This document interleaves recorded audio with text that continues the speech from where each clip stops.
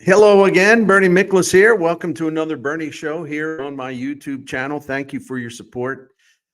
Please subscribe if you're just passing through. It doesn't cost you anything to subscribe, and tell your friends and family and anybody else about it. Because we're growing, we're doing well. I'd like to get into some other stuff as we go along, but still on the ground floor. That's the way I kind of look at it. So anyway, what I want to talk about today is I'm sad. And you say, "Oh, is something wrong at home, or did you get some kind of bad health diagnosis?" No, thankfully, no. I'm sad because I'm watching the Major League Baseball postseason, and I see, all of these great crowds and all of these different cities, and I see these rivals going at it, and seeing, grand slam home run by Francisco Lindor to eliminate the Phillies, seeing these brawls between, not literally, but these brawls between the Dodgers and the Padres who can't stand each other. You see the great crowd in Kansas City. You see the great crowd at Citi Field in New York. You see the heartbreak of teams that have gotten eliminated. You see drama, drama, drama, drama, drama, and I got to tell you, it makes me sad because I miss it here in St. Louis. And I'm sure I speak for many of you. I miss having those scenes, those thrilling October games, those high and even low moments, and the kind of nonstop, relentless drama that is a big part of postseason baseball. It makes me sad that the Cardinals aren't part of it and really haven't been all that relevant in the postseason for a long time, with the exception of the one series they won against Atlanta in the NLDS back in 2019. But if you permit me to talk about a few things related to this, I tell you what, it doesn't help. It doesn't help to look around the MLB postseason landscape and see all these ex-Cardinals running around, and even native St. Louisans running around, like Matt Vierling, the Tigers outfielder, Devin Williams, who came to an unfortunate end in the Brewers series loss to the Mets, but St. Louis guy. I see. I even think about some of the players who got away. Players who never were here in St. Louis, but they got away. Like I see Fernando Tatis Jr., and I think of his father, former Cardinal Fernando Tatis Sr., who at one point recommended, he made some calls to the front office in St. Louis and said, "Listen, I'd love it if you people come take a look at my son. He's going to be really good." Well, we know what happened there. I see Bryce Harper, and I can't think of like how he would have been a perfect fit in St. Louis, the star that they needed, somebody bringing swagger to the team. Kyle Schwarber was sitting there, didn't lift a finger.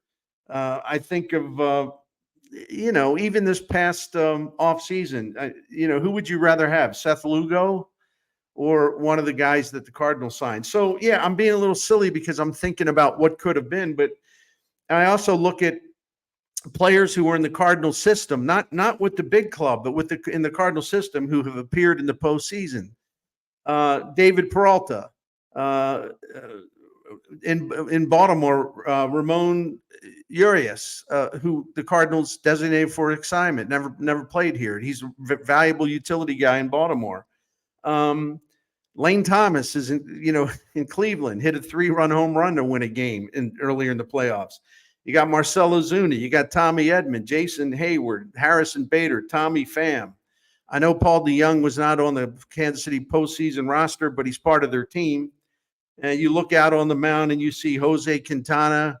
You see Luke Weaver, who's actually turned into a hell of a bullpen guy for the Yankees.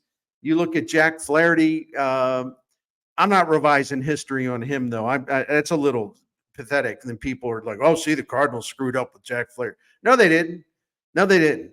And it's to the point the Dodgers may not even start Jack Flaherty in this pivotal or this winner take all game 5 against the Padres coming up on Friday. So anyway, and I'm sure I left some names out. Of course, you've got Mike Shildt as the manager of the Padres. They may win game 5 on Friday. They may lose it, but Mike Shildt's done a hell of a job this year. Yeah, it just sort of brings it on home. It's like all these former Cardinals or St. Louis connections or people they could have had and put in their uniform. They're all running around this October for other teams. And I think about the big picture, like the big picture, what I mean by that, how the Cardinals went from the highest level, I mean, just an amazing run of success in the postseason, to next to nothing. I mean, it's extremes, extreme highs, and now extreme lows. And let me go over this with you real quick. So I made some notes. Like from 2000 through 2015, that's 16 seasons, the Cardinals appeared in 125 postseason games. That was more than any team in the major leagues. 125 postseason games. They won 65 of those games, which was number 1 in the major leagues over a 16-year period. It's just amazing. And then they also, during those years, 2000 through 2015, 16 seasons, the Cardinals played 60 postseason games at Busch Stadium. 60. Tied for first with the Yankees and the most by a National League team. 2000 through 2015, the Cardinals won 38 home games in the postseason. Number 1 in the majors. No one else even really all that close. So think about all the extreme highs we were on, going down to Busch Stadium. I'm covering every game. I couldn't wait to get to the ballpark. I know you all felt the same way. You couldn't wait to get down there and join the Sea of Red and maybe have a beer and a hot dog and just wait. What's the next great moment going to be, right? Who's going to be the hero today? How will the Cardinals get through this? And before I go back on memory lane some more, I just want to point out the aftershock or the downturn or the demise. So I told you about 2000 through 2015, 16 seasons where the Cardinals were basically the most visible and successful team in the postseason over that long time, even though they didn't win, the most World Series or anything like that. That's not my point. My point is just the nonstop action and the fact they're on the stage all the time, and they didn't miss making the playoffs all but a couple times. And they played in all these great games and just high drama, wonderful memories. We'll get to that in a second. Now, the other side is since 2016, and we're talking 9 seasons, the Cardinals have appeared in only 15 postseason games. It's tied for 15th in the majors, and they've only won 4 postseason games in the last 9 seasons. So they won 65 over 16 seasons, followed by 4 over the last 9 seasons. And we talked about the fact that they had all those home games, 60, 38 wins, 2000 through 2015. The Cardinals since 2016 have had only 6 home games, and they're 1-5. They're 1-5. They won 1 home game over the last 9 years in the postseason. 1. Again, extreme high, extreme low. And I'll save some other comments about what's next. But I'm going to do something because I felt like doing it. I made some notes this morning because I was reliving some of my personal memories as far as just moments, just incredible moments from the Cardinals from 2000 through 2015 in the postseason. I'm going to miss some, okay? Seriously. So you fill in the blanks for me in the comment section. You tell me some of your great postseason moments as a Cardinals fan, watching it from 2000 through 2015. I jotted down a few things, and again, not meant to be an all-encompassing complete list because there's so many great moments that the Cardinals had in the postseason over the 16 seasons that, yeah, I could catalog them all and sit here and talk for 2 hours, but I go into some of my personal, high points of things I really enjoyed watching, witnessing, and writing about and talking about. David Freese, Game 6, 2011 World Series. Do I need to say more? I don't think so. What an incredible game. Adam Wainwright, a rookie closer, wasn't supposed to be the closer. Jason Isringhausen needed to have hip surgery. So Waino stepped in. Tony La Russa said, you can do this. And he did. He saved the game. Waino saved the clinching game in all 3 postseason rounds. I was sitting at Shea Stadium, Game 7 of that 2006 NLCS, and it looked like I thought the place was just going to fall down. I mean, we're in the press box at the old Shea, and we're literally shaking. The Mets fans are going nuts, and the pounding was so much that it was making the press box shake. And it really looked like the Mets were going to pull that game out. But then came the most famous curveball in Cardinals history, Wainwright, freezing Carlos Beltran. And I remember writing a column about it, and I referred to it as like, in a little nod to Simon and Garfinkel, who are New Yorkers, the sounds of silence, because I never heard a ballpark go from highest decibel levels maybe ever I've heard in a ballpark to total silence after Waino struck out Beltran. Sounds of silence, man. Shea went quiet in like 5 seconds. 2006, I thought one of the coolest things I ever saw was Anthony Reyes, who got the ball because the Cardinals had that exhausting series against the Mets, and they had to give the start to somebody else. They didn't have one of their frontline starters available. So Anthony Reyes comes out, and he outpitches Justin Verlander, and the Cardinals beat the Tigers in the World Series Game 1, which set the tone for everything. And, of course, we know what happened. 2004, the Cardinals are in deep, deep trouble against the Houston Astros in the NLCS. Jim Edmonds, with the Cardinals facing elimination, hits a walk-off homer in extra innings, and I can still see that ball soar. I mean, it was a rocket. It was like a majestic scene. It really was something else. So Edmonds keeps his team alive in Game 6, and then Game 7, you got Jeff Suppan out pitching Roger Clemens. You got Scott Rowland hitting the go-ahead 2-run homer to break a 2-2 tie. And you had one of the greatest catches I've ever seen. It would be on the very short list, Jim Edmonds, maybe saving the game. Because at that time, the Astros had a lead, and they were trying to build on it. And Brad Osmus hit a rocket in the gap that I didn't think Jim Edmonds could get to, but he got to it. He made that sensational catch. And that that set up all things that came after that. But without that catch, I don't know. I don't think it would have looked too good for the Redbirds. In 2006, and I know I'm jumping all over the place. Like I said, it's not a catalog. I didn't have like a file, put everything in order. Stream of consciousness. One thing about 2006, in Game 2 at Shea Stadium in the NLCS, the Cardinals were about to go down. And they would have gone down. Had they gone down, they would have been down 2-0 in that series. And frankly, I think the Mets would go ahead and win after that, up 2-0, right? Remember the home run that So Taguchi hit off Billy Wagner, who was one hell of a closer. Remember that?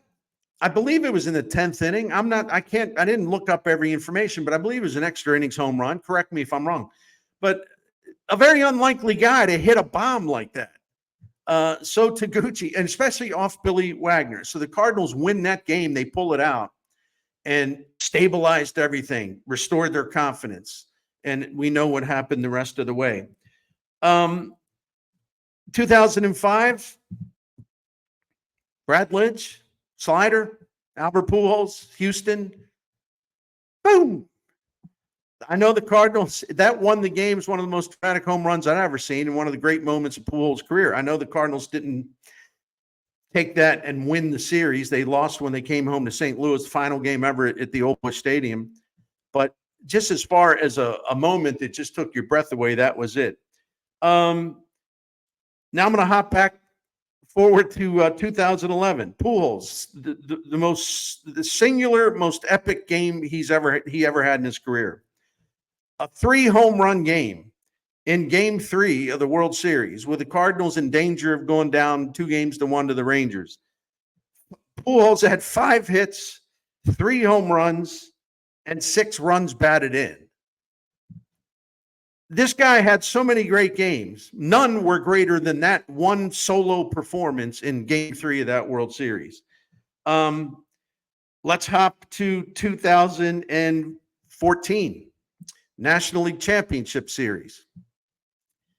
Clayton Kershaw throws Matt Adams a curveball. Dodgers are leading 2-0. It looks like the Dodgers are going to maybe win this baby, right? Cardinals were in trouble.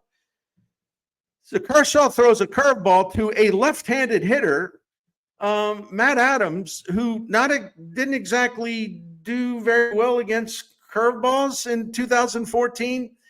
And I can't remember the stat. It was either the only home run he hit all year off a curveball, or it was the only home run that Kershaw gave up all year on a curveball. But Matt Adams, in the twilight, see, I'm getting poetic. Matt Adams in the twilight hits a 3-run homer to give the Cardinals a 3-2 win. Big city, tip of the cap to you, sir. The 2012 NLDS Game 5 at Washington. Adam Wainwright, bless him, he did not have his stuff that night, and before I could even get settled into my chair and have everything spread out and like really start to lock in on the game, the Cardinals are down 6-0. It's winner take all. They're down 6-0, and I'll tell a story. I remember, because I wanted to get home, I didn't want to get stuck in DC the next day, right? So they get down 6-0. I go online and I book a flight back to St. Louis first thing in the next morning. And that's like the reverse jinx, right? Because we all know what happened. So, yeah, little did I know, in a couple, 3 hours, I'd be changing a flight again, this time flying all night to San Francisco on the red eye for the start of the NLCS.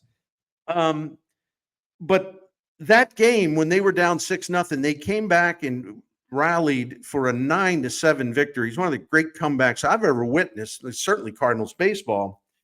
And if you remember, there were a couple of unlikely heroes in that game in terms of very late when the Cardinals tied it and then took the lead. Daniel Descalso and Pete Kozma, who had them? Who had them in the lottery pool, right? But that's why that team was special and why so many Cardinals teams were special. And I didn't leave out with this one, and I wasn't doing the save the best for last.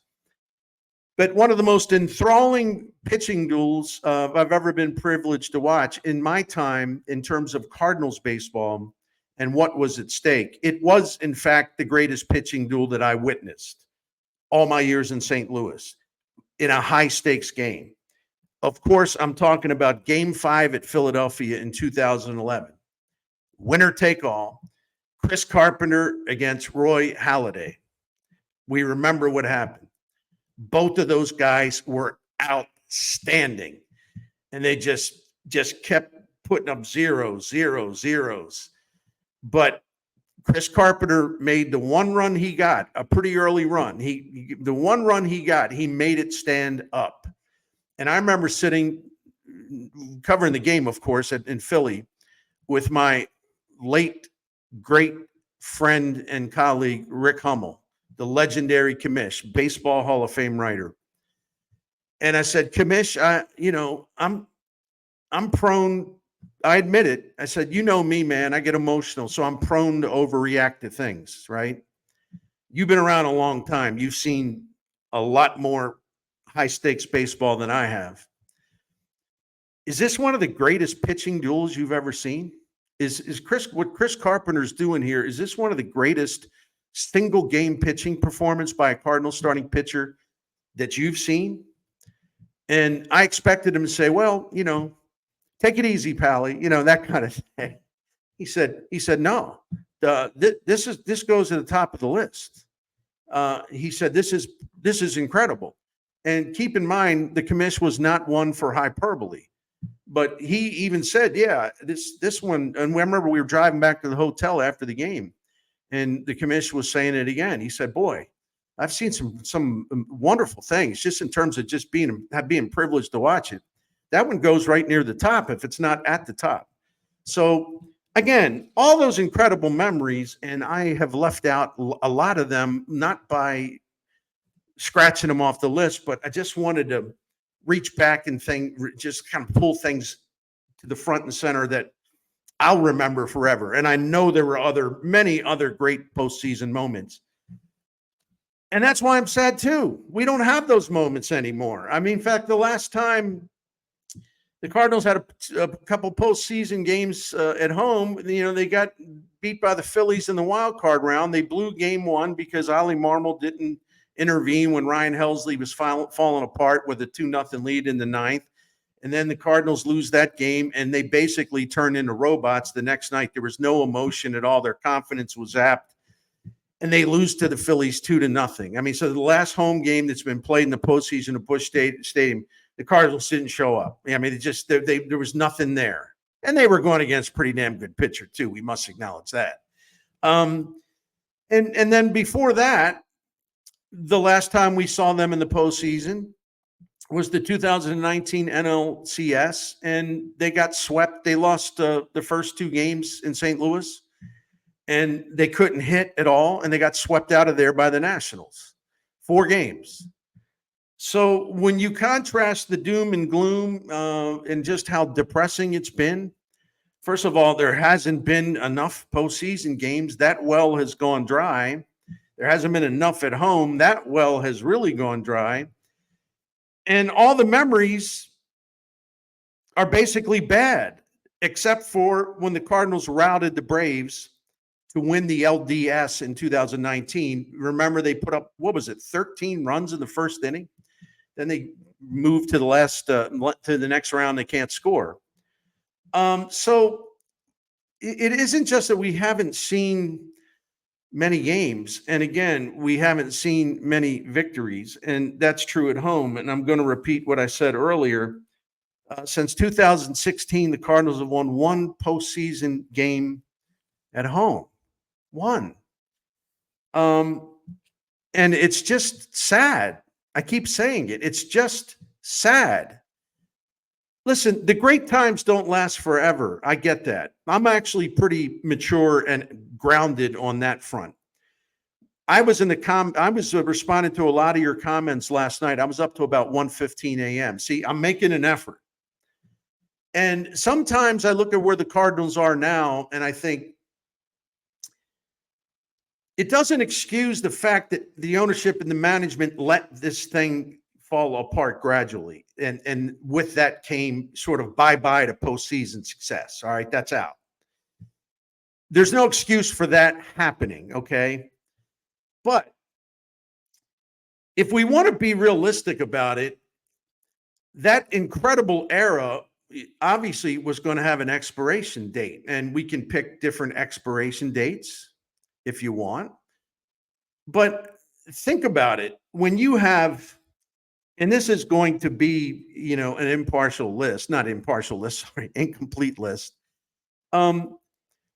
When your franchise is led for as long as the Cardinals were led, in no particular order, by Albert Pujols, Yadier Molina, Chris Carpenter, Tony La Russa, Dave Duncan, Hall of Famer Scott Rowland. You had Jim Edmonds, a Cardinals Hall of Famer. You had other Cardinals Hall of Famer. You had so many great players, even the ones that weren't here for a massive amount of time. But if Carlos Beltran, his 2 seasons here made tremendous impact. He's a future Hall of Famer, in my opinion. All the great closers they had, all the great relievers they had. I mean, on and on and on and on. I mean, that era was just rich with talent and also just rich with winning players. guys who got on that October stage, and man, they were in their element. That's where they belonged, and they couldn't wait to get after it, right? And nothing scared them. Nothing. Even if they're down in a series, they're down in a game, nothing scared them. Adam Wainwright's on that list, of course. That's what I mean when I'm trying to freelance and do this off the top of my head.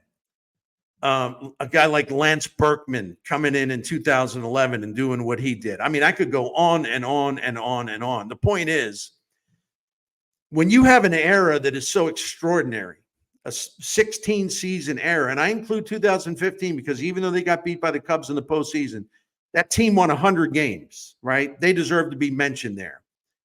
But when when a remarkable era of baseball comes to the close and the curtain falls, right? You're not going to be able to repeat it. You're not going to probably even come close to repeating it because it was a special time and place, and there will never be, I don't think, anything like it again. But what bothers me is they let this thing fall apart in a way that was much more damaging than it should have been. They couldn't have replicated that era. I'm not saying that. They couldn't have. And anybody, if you all say that, then I have to tell you, you're wrong, but that's all right. Believe as you wish. There's no way to sustain that ridiculously high level of success. But they didn't have to let it slip this far down. They didn't have to let it just sort of become just this one depressing thing after another, and all these flawed rosters and managers who, made mistakes in the biggest moments, and hitters who have come up small, who can never replicate. We wouldn't think they could ever replicate with what Albert Pujols and Jim Edmonds and some others did during that magical time. But some of their biggest players, and I hate to, dump on them, but Paul Goldschmidt and Nolan Arenado's teammates never won a postseason game, and they were a big part of the reason. 2 for 22 in their 0-3 record as teammates in the postseason in St. Louis.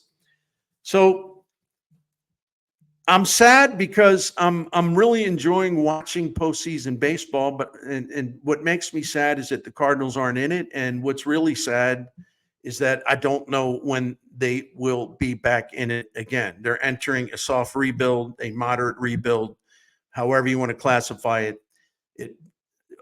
It's going to be huge odds for them to make the postseason in 2025, maybe 2026. I don't know how it's going to go because I'm not sure what exactly they're going to do this offseason that'll set the table for what's to follow, not only in 2025, but 2026.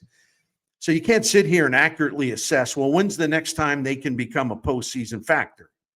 I don't know. And that too is sad. I don't know. Were we spoiled? I was spoiled. I'm going to speak for myself. No, I wasn't naive to think that what we were able to witness, what we were privileged to witness, was going to last forever. I never thought that. Of course, nothing lasts forever. But it just makes me miss those days. And, even if we just had some of that to look forward to, even if we had some of that over the last 9 seasons, even if we knew that the Cardinals, boy, they've reset and here they come, but we don't know when that will be, and we're trusting that they'll do it right. So, man, the sea of red is quiet in October. It's not there anymore. You got empty seats at Busch Stadium during the regular season. You have fans completely justified in being upset and disillusioned. And contrast all of that to the extraordinary excitement and success that we were privileged to watch from 2000 through 2015. Here's to better days. That's lame, but that's all I got. If I left out any memories, you put them in there for me, and appreciate it, as always, your comments. I'll be back later, I promise, here on The Bernie Show.